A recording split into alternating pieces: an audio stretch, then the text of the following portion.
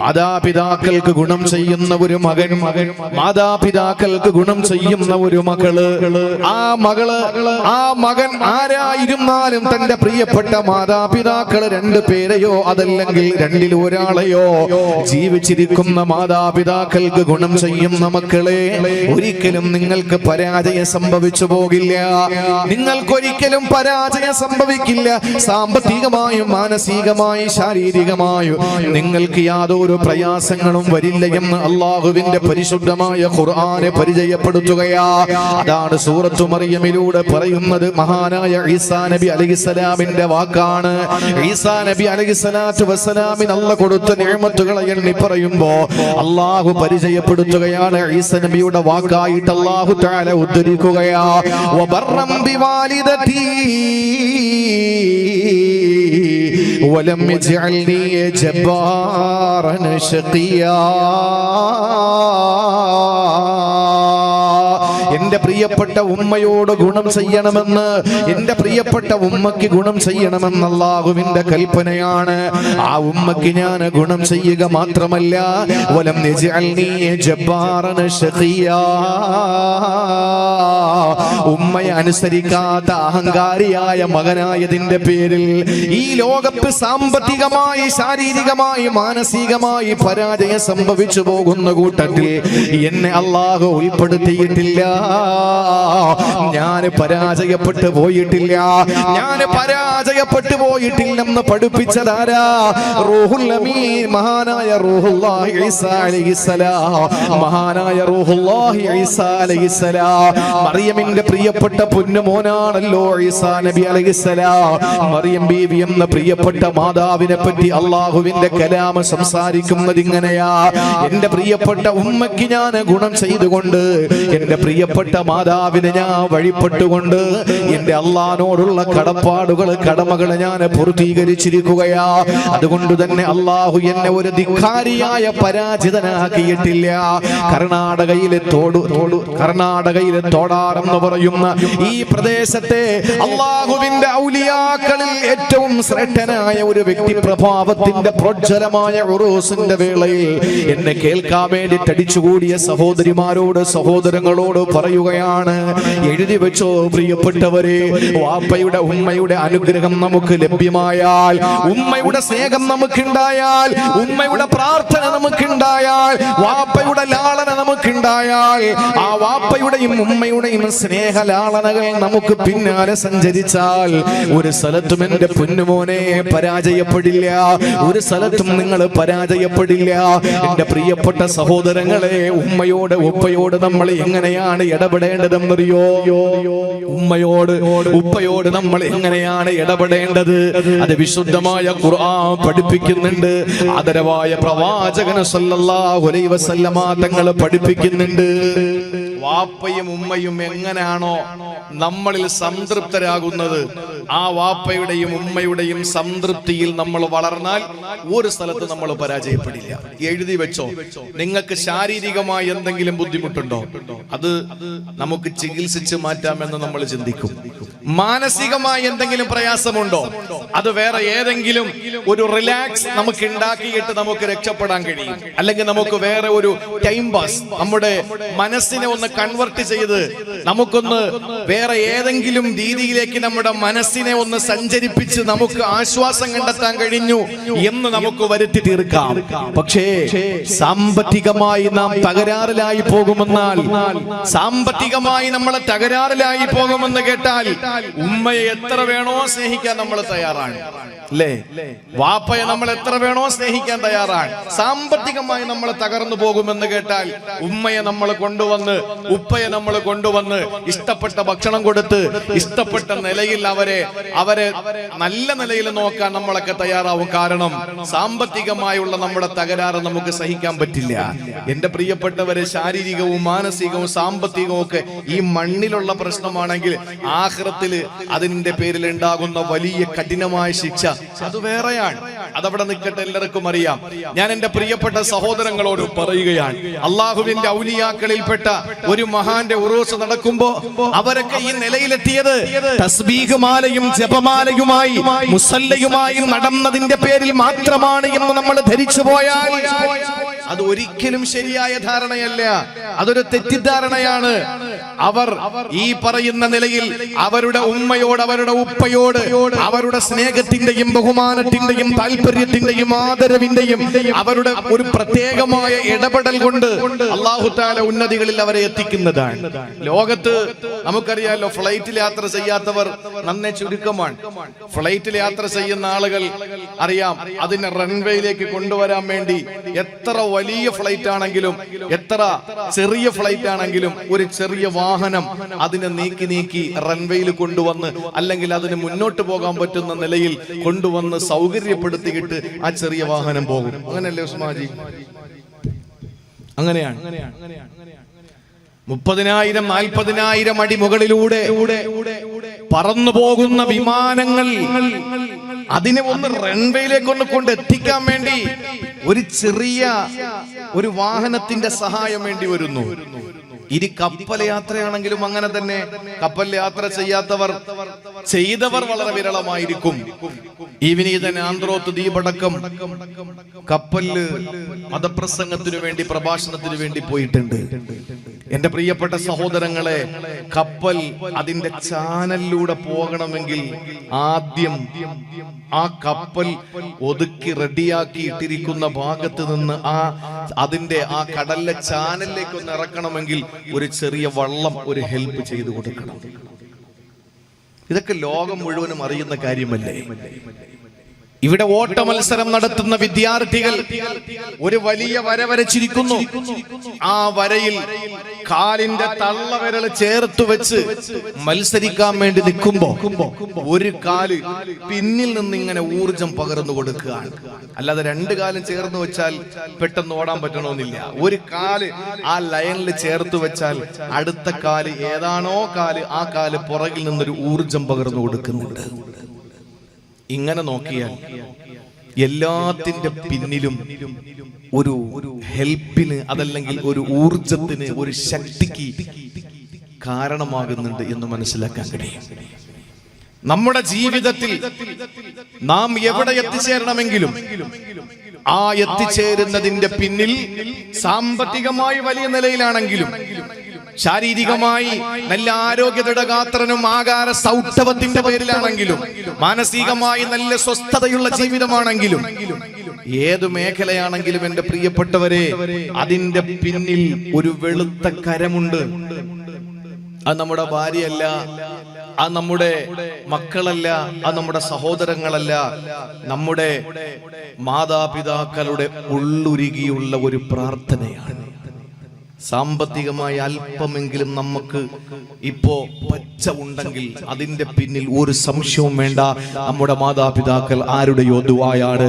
ഇല്ലെങ്കിൽ എത്ര സമർത്ഥനാണെങ്കിലും, എത്ര വലിയ ഉന്നതനാണെങ്കിലും, എത്ര ആരോഗ്യമുള്ളവനാണെങ്കിലും, എത്ര ആദർശമുള്ളവനാണെങ്കിലും അവന് എങ്ങും എത്തിച്ചേരാൻ കഴിയില്ല അവന്റെ ഉമ്മയുടെ ഉപ്പയുടെ ദുആ ഇല്ലാതെ. അതുകൊണ്ട് എന്റെ പ്രിയപ്പെട്ട സഹോദരങ്ങളെ, നമ്മുടെ മാതാപിതാക്കളുടെ ആ ഒരു പൊരുത്തം നമുക്കുണ്ടായിരുന്നാൽ ഒരിക്കലും നമ്മൾ പരാജയപ്പെട്ടു പോകില്ല എന്ന് നമ്മളെ പഠിപ്പിച്ചത് നമ്മുടെ നാഥനാണ്, നമ്മുടെ അല്ലാഹുവാണ്.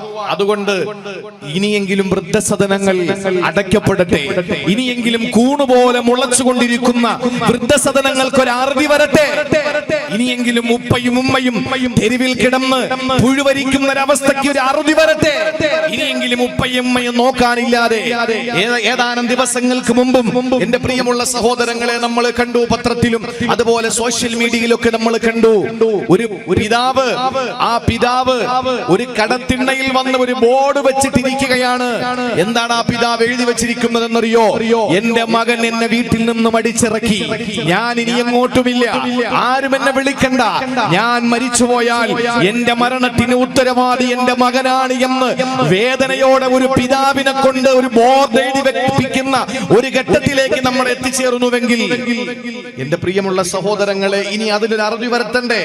കോവിഡ് വന്നാലും, കൊറോണ വന്നാലും, പ്രളയം വന്നാലും, നിപ്പ വന്നാലും, ഓഖി വന്നാലും, കൊടുങ്കാറ്റ് വന്നാലും, ഏത് പരീക്ഷണങ്ങൾ വന്നാലും ഈ സമുദായം, ഈ സമൂഹം പഠിക്കില്ല. അവർ ഒരിക്കലും പഠിക്കുമെന്ന് കരുതണ്ട.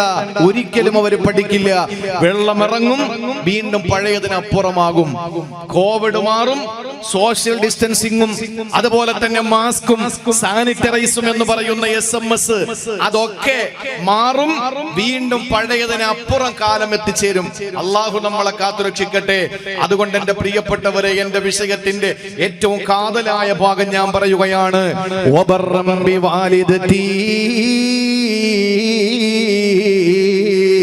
വലം യജ്അൽനി ജബ്ബാറൻ ശഖിയാ.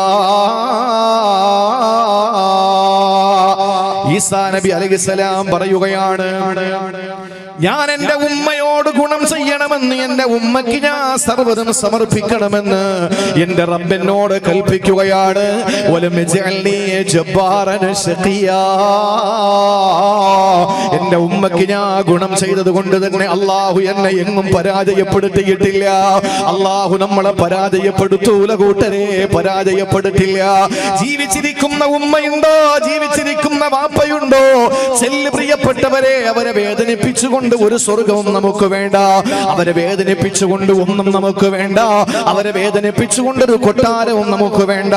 ഉമ്മയുടെ ഉപ്പയുടെ സ്നേഹം നമുക്ക് ലഭ്യമായാൽ കൊട്ടാരമില്ല, കുടിലാണെങ്കിൽ പോലും ആ കുടിലിനെ കൊട്ടാരമാക്കാൻ നമുക്ക് കഴിയില്ലേ? അതുകൊണ്ട് ഉമ്മയോട് വാപ്പയോട് നല്ല നിലയിൽ പെരുമാറാൻ എന്റെ പ്രിയപ്പെട്ട സഹോദരങ്ങളെ നമ്മൾ എന്ന് ശ്രമിക്കുമോ, അന്ന് മുതൽ നമ്മൾ വിജയത്തിന്റെ പന്താവില പരാജയപ്പെടില്ല. ഒരു ചെറിയ സംഭവം ഞാനൊരു ചെറിയ ചരിത്രം എന്റെ പ്രിയപ്പെട്ടവരുടെ മുമ്പിൽ പറയുകയാണ്. ഉമർ ബിൻ അബ്ദുൽ അസീസ് റഹ്മത്തുള്ളാഹി അലൈഹി അറിയുമല്ലോ. ഒരു കൊലമുന്തിരി എന്ന് തുടങ്ങുന്ന പാട്ട് എഴുതപ്പെട്ടത് ആരുടെ പേരിലാണോ? മലയാളക്കരയിൽ ഒരു മനോഹരമായ മാപ്പിളപ്പാട്ടുണ്ട്. സഹോദരങ്ങളെ, അധികാരത്തിന്റെ ഏറ്റവും വലിയ ഉന്നതിയിൽ എത്തി നിൽക്കുമ്പോൾ ഒരു കൊലം മുന്തിരി കഴിക്കാനുള്ള സൗഭാഗ്യമില്ലാതെ പോയ ഒരു ഭരണാധികാരിയുടെ കഥയാണ്. കർണാടകത്തിന് ഭരണാധികാരികളെ പറ്റി പറയണ്ടല്ലോ, ഇന്ത്യ രാജ്യത്തെ ഭരണാധികാരികളെ പറ്റി പറയണ്ടല്ലോ. ഒരു നാട് ഭരിക്കുന്ന അമീറായ ഒരു മനുഷ്യന് ഒരു കൊലം മുന്തിരി കഴിക്കണമെന്ന കൊതി വന്നപ്പോ ആ ഒരു കൊലം മുന്തിരി കഴിക്കാൻ തന്റെ കയ്യിൽ ഒരു നയാ പൈസ ഇല്ലാതെ, ഒരു ദീനാറില്ലാതെ, ദിർഹമില്ലാതെ പെടാ പാടുപെടുന്ന കഷ്ടപ്പെടുന്ന ഒരു നേതാവ്, ഒരു ഭരണാധികാരി, ഒരു അമീറുൽ മുഅ്മിനീൻ ഉമർ ബിൻ അബ്ദുൽ അസീസ് റഹ്മത്തുള്ളാഹി അലൈഹി. അദ്ദേഹത്തിന് 7 ആൺമക്കളും 7 പെൺമക്കളുമാണ് അല്ലാഹു നൽകിയത്. ഈ 14 മക്കളെയും മരണാസന്നനാകുന്ന സമയത്ത് അടുത്ത് വിളിക്കുകയാ. അടുത്തേക്ക് വിളിക്കുമ്പോ ചരിത്രം രേഖപ്പെടുത്തുന്ന കണ്ണുകൾ നിറഞ്ഞ് കവിയുകയാണത്രേ. മരണക്കിടക്കയിലാണ് ഉമർ ബിൻ അബ്ദുൽ അസീസ് റഹ്മത്തുള്ളാഹി അലൈഹി 14 മക്കളെയും അടുത്തേക്ക് വിളിക്കുകയാ. 7 ആൺമക്കളെയും 7 പെൺമക്കളെയും അല്ലാഹു തആല കൊടുത്തു. അങ്ങനെ 14 മക്കളെയും തന്റെ മരണക്കിടക്കയിൽ അടുത്തേക്ക് വിളിച്ചിട്ട് ഉമർ ബിൻ അബ്ദുൽ അസീസ് എന്ന പിതാവ് ആ പ്രിയപ്പെട്ട മക്കളോട് പറഞ്ഞിരുന്നെന്നറിയോ? ഇന്നീ മാ ഖല്ലഫ്തു ലക്കും മാലാ. പൊന്നുമക്കളെ, ഒരു രൂപ നിങ്ങൾക്ക് ഞാൻ ബാക്കി വെച്ചിട്ടില്ല. നിങ്ങൾക്ക് ഞാൻ ഒരു രൂപ സമ്പാദിച്ചിട്ടില്ല. മക്കൾക്ക് വേണ്ടി വീട് വെച്ചവരല്ലേ എന്നെ മുമ്പിലിരിക്കുന്നത്. മക്കൾക്ക് വേണ്ടി ബിസിനസ് തുടങ്ങിയവരല്ലേ എന്റെ മുന്നിലിരിക്കുന്നത്. മക്കൾക്ക് വേണ്ടി പുരയിടം വാങ്ങിയിട്ടവരല്ലേ എന്റെ മുന്നിലിരിക്കുന്നത്. പ്രിയപ്പെട്ടവരെ, ഉമർ ബിൻ അബ്ദുൽ അസീസ് എന്ന് പറയുന്ന ഒരു ഭരണാധികാരി 14 മക്കളെയും അടുത്തേക്ക് വിളിച്ചു നിർത്തിയിട്ട് മരണക്കിടക്കയിൽ പറഞ്ഞിരുന്നെന്നറിയോ? മാ ഖല്ലഫ്തു ലക്കും മാലാ. പൊന്നുമക്കളെ, വാപ്പ നിങ്ങൾക്ക് ഒന്നും സമ്പാദിച്ചിട്ടില്ല. വാപ്പ നിങ്ങൾക്കൊന്നും സമ്പാദിച്ചിട്ടില്ല. പക്ഷേ ഞാൻ നിങ്ങളെ വെറും അനാഥത്വമാക്കിയിട്ട് ഞാൻ പോകുന്നില്ല. ഇന്നമാ ഖല്ലഫ്തു ലക്കുമുൽ വാഹിദുൽ അഹദ്. ഏകനായ പടച്ചവനെ ഞാൻ നിങ്ങൾക്ക് തന്നിട്ട് പോവുകയാ. എത്ര നല്ല വാക്കാണ് എന്റെ പ്രിയപ്പെട്ട സഹോദരങ്ങളെ. ഒരു രൂപയില്ലാത്ത തന്റെ പ്രിയപ്പെട്ട മക്കൾക്ക് വേണ്ടി ഒഴിവാക്കിയിട്ട് പോകാൻ തന്റെ ഒരു രൂപയില്ലാത്ത, ഒരു നയാ പൈസ ഇല്ലാത്ത ഒരു പിതാവ് സക്കറാത്തിന്റെ ഹാലിൽ 14 മക്കളെയും അടുത്തേക്ക് വിളിച്ചു നിർത്തിയിട്ട് പറയുകയാണ്, മാ ഖല്ലഫ്തു ലക്കും മാലാ. ഒരു രൂപയും നിങ്ങൾക്ക് ഞാൻ ഇട്ടേച്ചു പോകുന്നില്ല. ഇന്നമാ ഖല്ലഫ്തു ലക്കുമുൽ വാഹിദു. അല്ലാഹു എന്ന ഏകനായ സർവ്വ സർവാധിപതിയായ സർവജ്ഞനായ സർവഗുണ സമ്പൂർണനായ സർവേശ്വരനായ സർവലോക സൃഷ്ടിസ്ഥിതി സംഹാരകർത്താവായ അല്ലാഹു റബ്ബുൽ ഇസ്സത്തിനെ ഞാൻ നിങ്ങൾക്ക് തന്നിട്ട് പോവുകയാ. എന്നിട്ടൊരായത്തോതി കൊടുത്തു. ഏതാണ് ആയത്തെന്നറിയോ? ഇന്ന വലിയല്ലാഹുല്ലദീ നസ്സലൽ കിതാബ വഹുവ യതവല്ല സാലിഹീൻ. അല്ലാഹുവിനെ എല്ലാം ഏൽപ്പിക്കുന്ന ആളുകൾക്ക് എന്റെ സംരക്ഷകൻ അല്ലാഹുവാണ്. എന്റെ സംരക്ഷകന് സമ്പത്തല്ല, അധികാരമല്ല. എന്റെ സമ്പത്ത്, എന്റെ എല്ലാം എന്റെ പടച്ചവനാണ്. എന്റെ ജീവിതവും എന്റെ മരണവും എന്റെ ശ്വാസവും എല്ലാം എന്റെ പടച്ചവനാണ്. എന്റെ ജീവിതവും എന്റെ ജനനവും എന്റെ മരണവും എല്ലാം എന്റെ പടച്ചവനാണ്. ഇന്ന വലിയല്ലാഹുല്ലദീ നസ്സലൽ കിതാബ്, അവനാണ് പരിശുദ്ധമായ ഗ്രന്ഥമിറക്കിയത് എന്ന് അർത്ഥം വരുന്ന ആയത്തോതിയിട്ട് അവസാനമായ ആയത്തിൽ പറയുന്നത് എന്താണ്? വഹുവ യതവല്ല സാലിഹീൻ. സ്വാലിഹീങ്ങളെ അവനെ ഏറ്റെടുക്കുന്നതാ. സ്വാലിഹീങ്ങളായ ആളുകളെ അവനെ ഏറ്റെടുക്കുന്നതാ. പ്രിയപ്പെട്ട സഹോദരങ്ങളെ, ഈ ആയത്തോതിയിട്ട് ഉമർ ബിൻ അബ്ദുൽ അസീസ് റഹ്മത്തുള്ളാഹി അലൈഹി തന്റെ 14 മക്കളോട് പറയുകയാണ്, മക്കളെ, വാപ്പ നിങ്ങൾക്ക് ഒരു ദീനാറോ ദിർഹമോ ഒരു കൊട്ടാരമോ കെട്ടിടങ്ങളോ ഒന്നും നിങ്ങൾക്ക് ബാക്കി വെച്ചിട്ടില്ല. ആകെ വാപ്പ നിങ്ങൾക്ക് തന്നിട്ട് പോകുന്നത് അള്ളാഹുവിനെ മാത്രമാണ്. നിങ്ങൾ വഴിപ്പെടുന്നവരായ പടച്ചവൻ നിങ്ങളെ നോക്കിക്കൊള്ളും. കാരണം അല്ലാഹു പറഞ്ഞത് ഇന്ന വലിയല്ലാഹുല്ലദീ നസ്സലൽ കിതാബ വഹുവ യതവല്ല സാലിഹീൻ എന്നാണ്. അവന് സ്വാലിഹീങ്ങളെ ഏറ്റെടുക്കും, ഒരു പ്രശ്നവുമില്ലെന്ന് അല്ലാഹു തന്നെ പറഞ്ഞല്ലോ.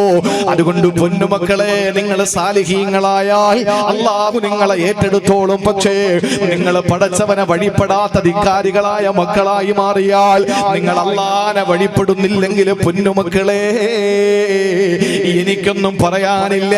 എനിക്ക് നിങ്ങളോടൊന്നും തന്നെ പറയാനില്ല. നിങ്ങൾ നന്നായ നിങ്ങൾക്ക് കൊള്ളാമെന്ന വാപ്പയുടെ വസിയത്തുണ്ടല്ലോ.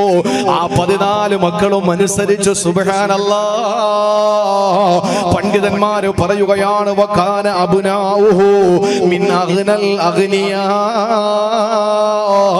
ആ കാലഘട്ടത്തിലെ ഏറ്റവും വലിയ കോടീശ്വരന്മാരായി 14 മക്കളും മാറിയെന്ന് എന്റെ പ്രിയപ്പെട്ട സഹോദരങ്ങളെ ചരിത്രത്തിൽ കാണാ. ഒരു നിമിഷം ഒന്ന് ചിന്തിക്കണേ ചെറുപ്പക്കാരാ, ഇതാരുടെ കഥയാണ് പറയുന്നത്? എല്ലാ സ്വത്തും കള്ളുകുടിച്ചും പെണ്ണു പിടിച്ചും പലിശയ്ക്ക് കൊടുത്തും നശിപ്പിച്ചു പോയ ഒരു പിതാവ് തന്റെ മക്കളെ വിളിച്ചു നിർത്തിയിട്ട് പറഞ്ഞതല്ല. പിന്നെയോ അള്ളാഹുവിനെ ഭയപ്പെട്ടുകൊണ്ട് സാത്വികമായ ജീവിതം നയിച്ചു പോയ ഒരു സാത്വികനായ പിതാവ് തന്റെ പ്രിയപ്പെട്ട മക്കളെ മരണക്കിടക്കയിൽ അടുത്തേക്ക് വിളിച്ചിട്ട് പറഞ്ഞു, പൊന്നുമക്കളെ, നിങ്ങൾ 14 പേരാ. ഈ 14 പേര് നല്ല നിലയിലാണ് ജീവിക്കുന്നതെങ്കിൽ അല്ലാഹു പറഞ്ഞിട്ടുണ്ട് വഹുവ യതവല്ല സ്വാലിഹീൻ, നിങ്ങളെ ഏറ്റെടുത്തോളാമെന്ന്. അതുകൊണ്ട് നിങ്ങൾ നല്ല പോലെ ജീവിക്കണേ മക്കളെ എന്ന് മാതാപിതാക്കൾക്ക് അല്ലെങ്കിൽ ഒരു പിതാവിന്റെ ഉപദേശം ഏറ്റുവാങ്ങിയ പ്രിയപ്പെട്ട 14 മക്കൾ ആ നാട്ടിലെ കോടീശ്വരന്മാരായി മാറിയെന്ന ചരിത്രം രേഖപ്പെടുത്തുമ്പോൾ, സാമ്പത്തികമായി നിങ്ങൾ എങ്ങും പരാജയപ്പെട്ടു പോകില്ല. സാമ്പത്തികമായി എവിടെയും തകർച്ച നിങ്ങൾക്ക് വരില്ല. ഉമ്മ പറയുന്നതനുസരിച്ചാ, വാപ്പ പറയുന്നതനുസരിച്ചാ ഒരു സ്ഥലത്ത് നമ്മൾ പരാജയപ്പെട്ടു പോകില്ല. നമ്മൾ ഏതൊരു കാര്യത്തിനിറങ്ങുമ്പോഴും നമ്മുടെ വാപ്പയോ നമ്മുടെ ഉമ്മയോ പറയുകയാണ്, മക്കളെ അത് വേണ്ട, അത് ചെയ്യണ്ട എന്ന് പറഞ്ഞാൽ, പ്രായം വന്നവർക്ക് എന്താ ഇങ്ങനെ, പുതുലോകമല്ലേ, പുതിയ ലോകമല്ലേ, ഇവർക്ക് എന്തറിയാമെന്ന് പറഞ്ഞിട്ട് വാപ്പയും ഉമ്മയും അവഗണിച്ചുകൊണ്ട് അതിലേക്ക് നീ ഇറങ്ങിച്ചെന്നാൽ താൽക്കാലികമായി ലാഭങ്ങൾ നിന്നെ തേടിയെത്തിയെന്ന് വരും. പക്ഷേ അവസാന പരാജയത്തിന്റെ പടുകുഴിയിലാണ്. ഇനി അഥവാ നിന്റെ പ്രിയപ്പെട്ട ഉമ്മയും നിന്റെ ഉപ്പയും പറയുകയാ, പൊന്നുമോനെ, നീ ധൈര്യമായിട്ട് ഇറങ്ങിക്കോ, ഞങ്ങൾ നിനക്ക് ദുആ ചെയ്യാമെന്ന് വാപ്പയോ ഉമ്മയോ അതിൽ 2 പേരുമോ പറഞ്ഞു കഴിഞ്ഞാൽ, സഹോദരാ, താൽക്കാലികമായ നട്ടങ്ങൾ നിന്നെ തേടി വന്നെങ്കിലും ഒരു നാൾ അല്ലാഹു നിന്നെ പരാജയപ്പെടുത്തില്ല. സാമ്പത്തികമായി നീ ഏറ്റവും വലിയ ഉന്നതിയിൽ നിന്ന് ഉന്നതിയിലേക്ക് എത്തിച്ചേരുമെന്ന് അല്ലാഹുവിന്റെ പരിശുദ്ധമായ ഖുർആൻ, വലം യജ്അൽനി ജബ്ബാറൻ സഖിയാ. ഒരു ഘട്ടത്തിൽ നമ്മൾ പരാജയപ്പെട്ടു പോകില്ല. ഉമ്മയുടെയും ഉപ്പയുടെയും ആ അനുഗ്രഹം നമ്മുടെ ജീവിതത്തിൽ ഉണ്ടായാൽ, നിങ്ങൾ പരിശോധിച്ചു നോക്കേണ്ട പ്രിയപ്പെട്ടവരെ, ഏതൊക്കെ മഹാന്മാർ അവരുടെ മഹത്വത്തിന്റെ ഉന്നതങ്ങളിൽ എത്തിച്ചേർന്നിട്ടുണ്ടോ അതിന്റെ പിന്നിലൊക്കെ ഉമ്മയുടെയും ഉപ്പയുടെയും ദുആയാണ്. അല്ലാഹു ഉമ്മയുടെയും ഉപ്പയുടെയും ദുആകളിൽ നമുക്ക് സ്ഥാനം നൽകട്ടെ. ഉമ്മയുടെയും ഉപ്പയുടെയും പ്രാർത്ഥനകളിൽ നമുക്ക് അല്ലാഹു ഇടം നൽകട്ടെ. ഉറക്കം വരുന്നില്ലല്ലേ? നമ്മുടെ ഉമ്മയും നമ്മുടെ ഉപ്പയും ഉള്ളപ്പോ നമുക്കിതൊന്നും അറിയാൻ പറ്റില്ല. അവരുടെ മരണശേഷം നമുക്ക് എന്തെങ്കിലും ഒരു പ്രയാസം വരുമ്പോൾ, വിദേശത്ത് നിൽക്കുന്ന മകൻ വരാൻ പോവാൻ ഗൾഫിൽ നിന്ന് വിളിച്ചു പറഞ്ഞു, കോവിഡൊക്കെയാണ്, എന്തായിരുന്നാലും നോക്കി നിന്നിട്ട് കാര്യമൊന്നുമില്ല, ഞാൻ അങ്ങോട്ട് വരാൻ പോവാണ്. ഈ പ്രതിസന്ധി ഘട്ടത്തിലും പെങ്ങന്മാര് പറയും, ഞങ്ങൾക്ക് മൊബൈലും കാര്യങ്ങളൊക്കെ വാങ്ങിക്കൊള്ളണം എന്ന് അവര് പറയും. ഭാര്യ ഇഷ്ടപ്പെടുന്ന വസ്ത്രം അത് നേരത്തെ കൂട്ടി തന്നെ പറഞ്ഞിട്ടുണ്ടാവും, അത് വാങ്ങിക്കൊണ്ടുവരാൻ പറയും. വാപ്പ വിളിക്കുമ്പോ പറയുന്നത്, നീ ഇപ്പൊ ഇങ്ങോട്ട് വന്നാ എങ്ങനെയാടാ, തിരിച്ചു പോകാൻ പറ്റിയില്ലെങ്കിലോ? വാപ്പ അങ്ങനെ ആയിരിക്കും പറയുന്നത്. മക്കള് പറയും, ഞങ്ങൾക്കൊന്നും ഇല്ലെങ്കിലും കുഴപ്പമില്ല, സ്കൂളിലും മദ്രസയിലും ഇപ്പൊ അത് ഇല്ലാത്തത് കൊണ്ട് അങ്ങനെ പറയില്ല, ഇനി അഥവാ ഉണ്ടെങ്കിൽ പറയും. അല്ലെങ്കിൽ അപ്പുറത്തെ കൂട്ടുകാരികൾക്ക് കൊടുക്കാൻ മുട്ടായി കൊണ്ടുവരണം, ഞങ്ങളുടെ വാപ്പ ഗൾഫിൽ നിന്ന് വന്നതാണ് എന്ന് പറഞ്ഞിട്ട് കുട്ടികൾക്ക് മുട്ടായി കൂട്ടുകാരികൾക്ക് കൊടുക്കാൻ വലിയ താല്പര്യമാണ്. മക്കള് മുട്ടായി ചോദിക്കും, ഭാര്യ ഇഷ്ടപ്പെട്ട വസ്ത്രം ചോദിക്കും, പെങ്ങന്മാര് അവരുടെ വീട്ടു സാധനങ്ങൾ ചോദിക്കും. വാപ്പ നീ തീർത്തു വരികയാണോ, ഇനി എപ്പോഴാ തിരിച്ചു പോകുന്നത് എന്നൊക്കെ ചോദിക്കുമ്പോഴും പ്രിയപ്പെട്ട ഉമ്മ ഗൾഫിൽ നിന്ന് വന്ന ആ മകനോട് ചോദിക്കുന്നത്, മോൻ വല്ലതും കഴിച്ചോ എന്നായിരിക്കും, നീ വല്ലതും കഴിച്ചോ എന്നായിരിക്കും. ആ ഉമ്മയ്ക്ക് വേറെ ഒന്നും വേണ്ട. നമ്മുടെ ജീവിതത്തിൽ നമ്മുടെ പ്രിയപ്പെട്ട ഉമ്മ, ഈജിപ്തിൽ ഒരു പരീക്ഷ നടന്നു. ഉമ്മയെ പറ്റി ഒരു വരി ഉത്തരം എഴുതിയ ഒരു കുട്ടിക്കാണ് ഫസ്റ്റ് പ്രൈസ് കിട്ടിയത്. ഒരു പേജ് ഉമ്മയെ പറ്റി എഴുതിയവർക്ക് 2ാം സ്ഥാനം. 2-3 പേജ് എഴുതിയ ആളുകളുണ്ട്, അവർക്കൊക്കെ 2-3 സ്ഥാനമാണ്. പക്ഷേ ഒരൊറ്റ വരി എഴുതിയ ഈജിപ്തിലെ ഒരു ബാലന് 1ാം സമ്മാനം കിട്ടി. ഉമ്മയെ പറ്റി എഴുതാൻ പറഞ്ഞതാണ്. എന്താ എഴുതിയെന്നറിയോ? ആ കുട്ടി എഴുതിയത്, ഉമ്മി മാതത് വമാത മഅഹ കുല്ലു ശൈ. എന്റെ ഉമ്മ മരിച്ചു, ഒപ്പം എല്ലാം മരിച്ചു. ആ കുട്ടി വേറെ ഒന്നും എഴുതിയിട്ടില്ല, ഉമ്മയില്ലാത്ത കുട്ടിയാണ്. ആ കുട്ടി എഴുതി, എന്റെ ഉമ്മ മരിച്ചുപോയി, പക്ഷേ എന്റെ ഉമ്മ മരിച്ചതോടുകൂടി എന്റെ എല്ലാം മരിച്ചുപോയി, ഇനി എനിക്കൊന്നുമില്ല, ലോകം തന്നെ എനിക്കില്ലാതെയായി എന്നെഴുതിയ അനാഥ ബാലന് 1ാം സമ്മാനം കിട്ടിയത് ഉമ്മയ്ക്ക് എത്രയും മഹത്വമുള്ളത് കൊണ്ടാണ്. ആ ഉമ്മയെ നമ്മൾ ഇന്ന് എവിടാണ് ആക്കിയിരിക്കുന്നത്? എവിടെയാ നമ്മുടെ പ്രിയപ്പെട്ട ഉമ്മയെ നമ്മൾ കൊണ്ടുവന്നാക്കിയിരിക്കുന്നത്? എന്റെ പ്രിയപ്പെട്ട സഹോദരങ്ങളെ, നമ്മൾ ജീവിതത്തിൽ നമ്മുടെ പ്രിയപ്പെട്ട ഉമ്മയെ വാപ്പയെ അർഹിക്കുന്ന ആദരവ് നമ്മൾ കൊടുത്തിട്ടില്ല. അള്ളാഹു നമ്മളെ കാത്തുരക്ഷിക്കട്ടെ.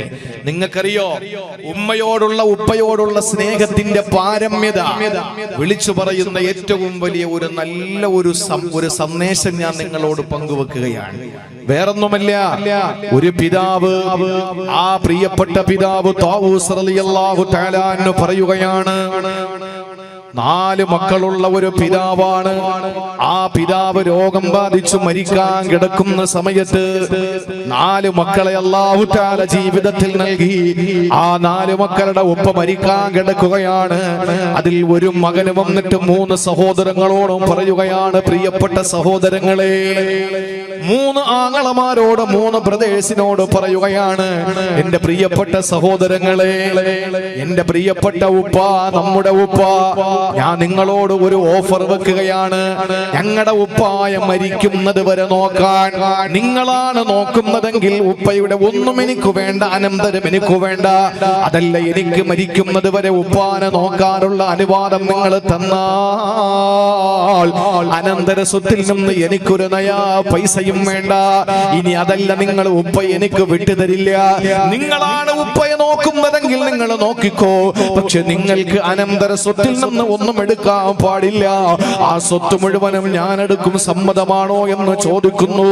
സമ്പത്തിനോടുള്ള ആർത്തി കൊണ്ട് ചോദിച്ചതല്ല, പിന്നെയോ അറിയാം തന്റെ സഹോദരങ്ങൾ അനുവദിക്കില്ലെന്ന്, അതുകൊണ്ട് തന്നെ അവർക്ക് അനന്തര സ്വത്തായി ഒന്നും തന്നെ കിട്ടില്ലെന്ന് ബോധ്യം വന്നാൽ അവരെ തന്റെ പ്രിയപ്പെട്ട പിതാവിനെ തിരികെ കൊടുക്കുമെന്നുള്ള സന്തോഷത്തോടെ 4 മക്കളുള്ള പ്രിയപ്പെട്ട പിതാവിന് വേണ്ടി മക്കൾ മത്സരത്തിലാണ്. സുബ്ഹാനല്ലാഹ്.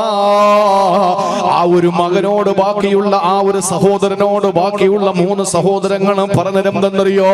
വാപ്പയെ നീ തന്നെ നോക്കിക്കോ, മരിക്കുന്നത് വരെ വാപ്പയെ നീ തന്നെ നോക്കിക്കോ, പക്ഷേ അനന്തര സ്വത്തിൽ നിന്ന് ഒന്നും തന്നെ നിനക്ക് കിട്ടൂല. എന്റെ പ്രിയപ്പെട്ട സഹോദരങ്ങളെ, പിന്നീട് എന്താ സംഭവിച്ചതെന്നറിയോ? ആ ഒരു സഹോദരൻ പൊന്നുപോലെ വാപ്പയെ നോക്കുകയാണ്. 3 സഹോദരങ്ങൾക്കും അനന്തരം വീതിച്ചു കൊടുത്തു.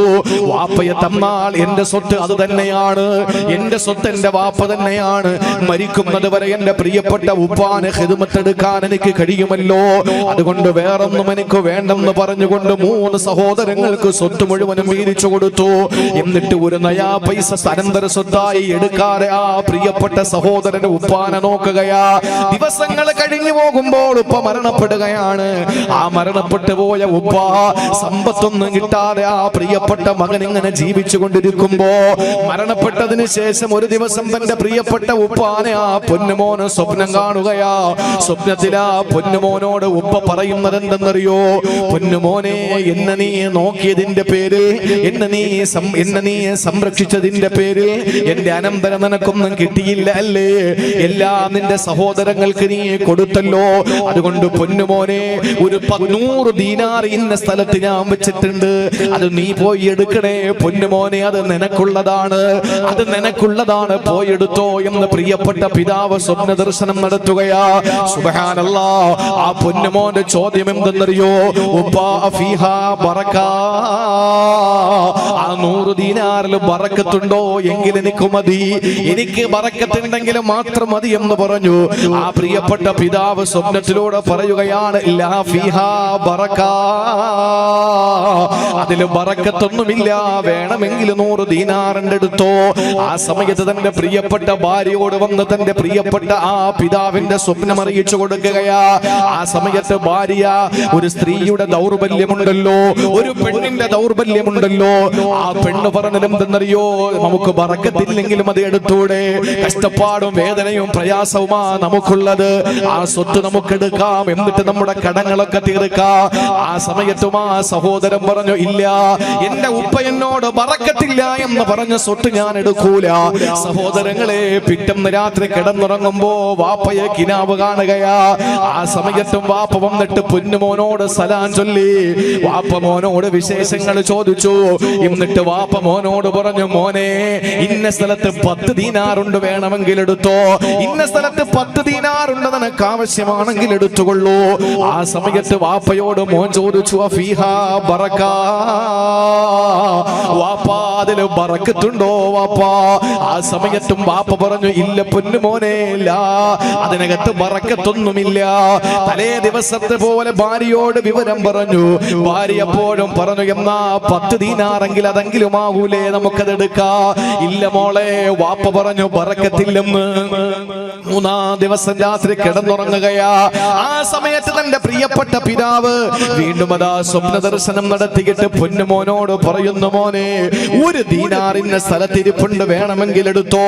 വാപ്പയോട് മകൻ ചോദിക്കുകയാണ്, വാപ്പാ ഫീഹാ ബറകാ, അതിൽ ബറക്കത്തുണ്ടോ വാപ്പാ?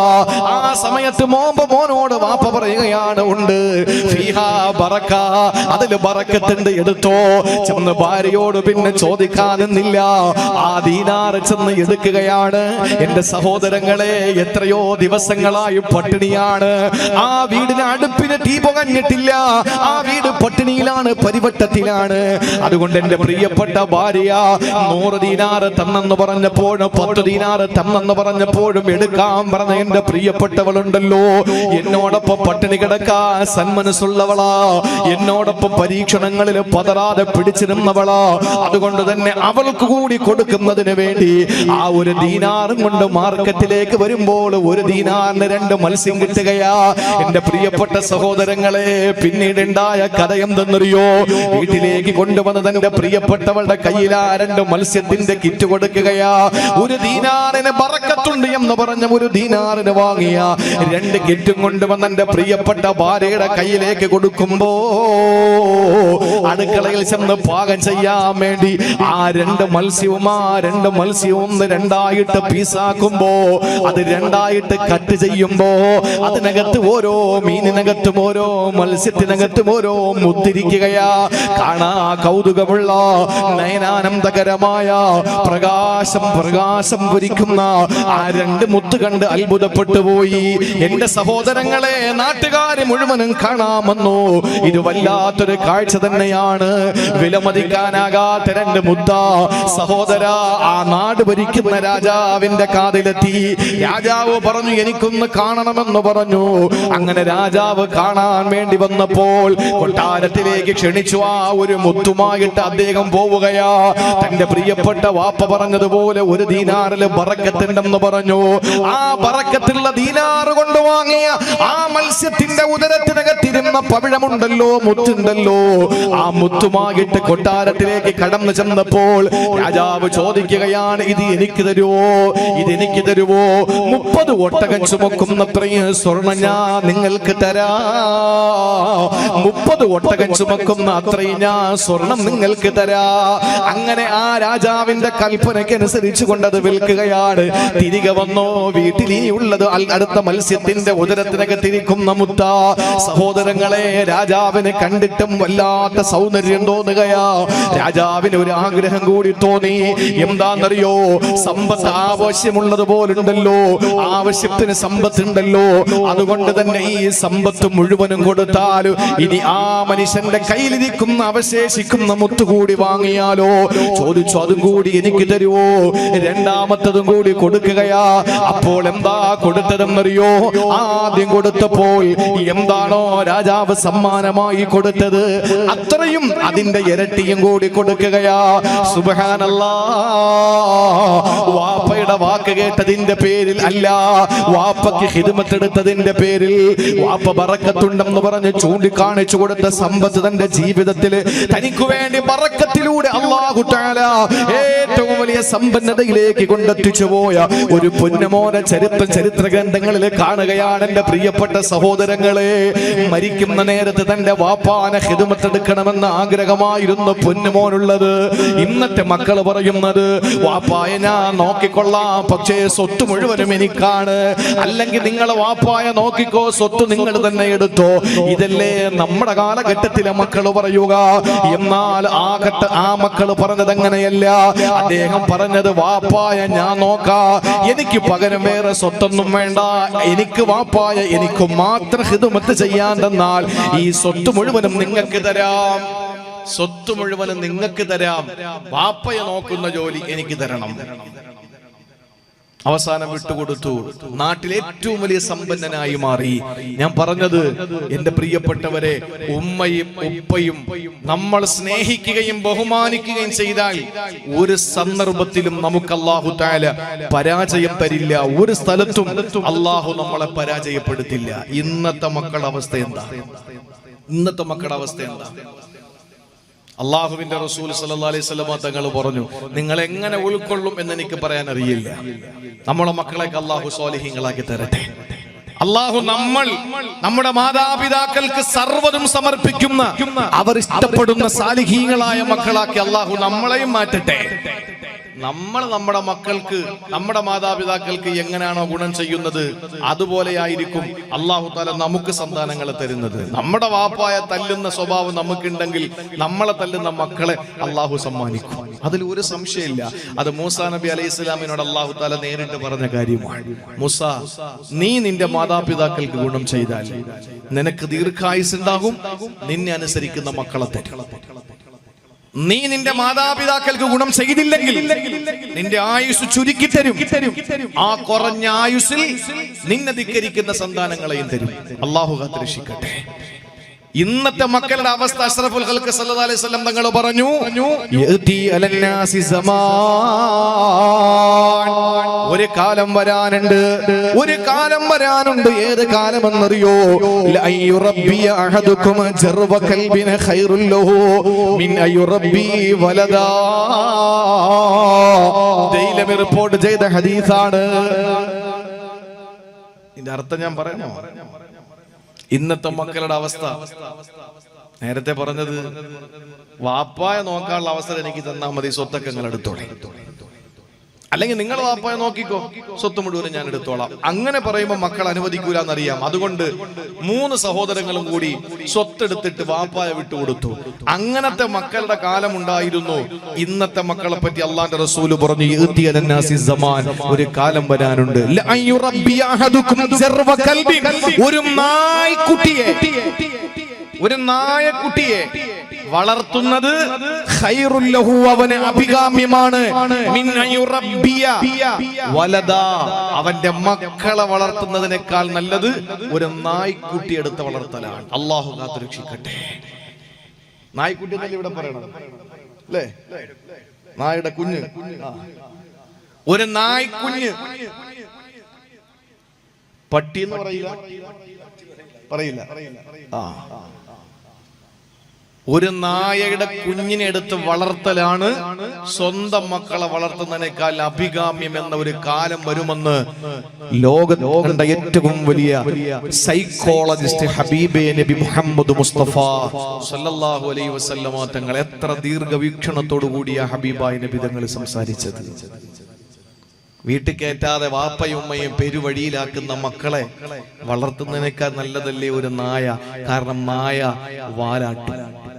നായ വാലാട്ടും, ഈ മക്കളോ ആട്ടി പുറത്താക്കും. അങ്ങനെ ഒരു സന്താനങ്ങളുടെ കാലം വരാനുണ്ട് എന്ന് പറഞ്ഞത് ഈ കാലഘട്ടമാണോ? അങ്ങനെയാണ് നമുക്ക് തോന്നുക. ഇനി അതല്ലെങ്കിൽ ഇനി വരുന്ന കാലമാണ്. അങ്ങനെയാണെങ്കിൽ എന്റെ പൊന്നു യുവാക്കളെ, നമ്മുടെ കാര്യം വല്ലാത്ത കഷ്ടത്തിലാണ്.